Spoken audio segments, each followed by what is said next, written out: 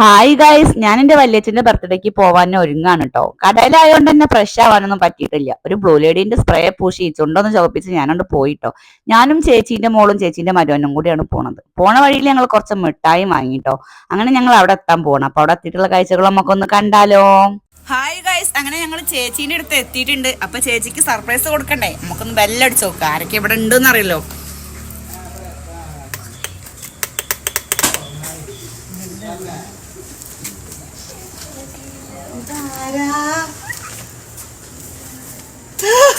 Happy birthday.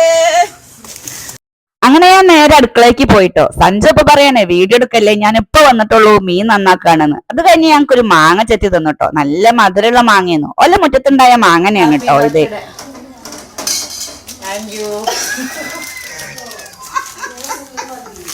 പ്രത്യേകിച്ചൊന്നും തന്നില്ല ഉൾക്കൊള്ളിയെ.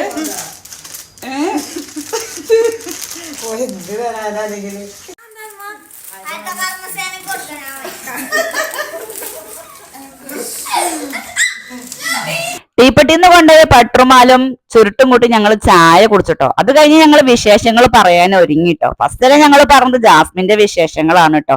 ജാസ്മിനെ ഭയങ്കര ഇഷ്ടമാണ് ഇവർക്ക് എല്ലാവർക്കും.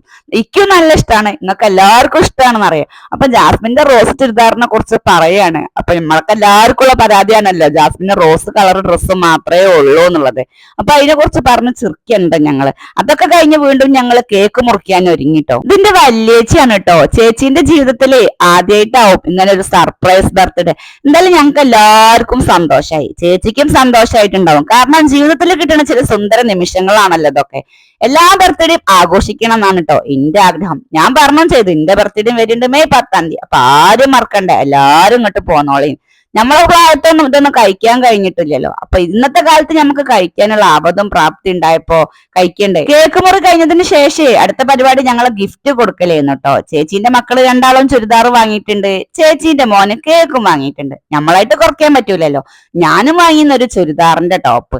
പിന്നെ വിഷുക്കല്ലേ വരുന്നത്, അപ്പൊ വിഷുവിന് ഗിഫ്റ്റും കൊടുക്കണ്ടെന്ന് കരുതി ഞാനൊരു ചുരിദാറിന്റെ ടോപ്പിൽ ഒതുക്കിയിട്ടോ. ചുരിദാർ ഇഷ്ടമായിട്ടില്ലെങ്കിൽ നമുക്ക് മാറ്റാന്ന് പറഞ്ഞപ്പോ കുഴപ്പമൊന്നുമില്ല, ഇത് മതി എന്ന് പറഞ്ഞു. നല്ല മോഡേൺ ചുരിദാറുകളൊന്നും ചേച്ചിമാരിടൂല. അതൊക്കെ കഴിഞ്ഞ് ഞാൻ കേക്കും കഴിച്ച് ഞങ്ങൾ ഇങ്ങോട്ട് പോന്നു കേട്ടോ. രാത്രി 10-10:45 വീട്ടിലെത്തിയപ്പോൾ ആകെ ക്ഷീണിച്ചു. പിന്നെ ഒന്ന് കിടന്നാ മതി എന്നായി. അപ്പൊ പുതിയൊരു വീഡിയോയിൽ വീണ്ടും കാണുന്നത് വരേക്കും ബൈ, സി യു.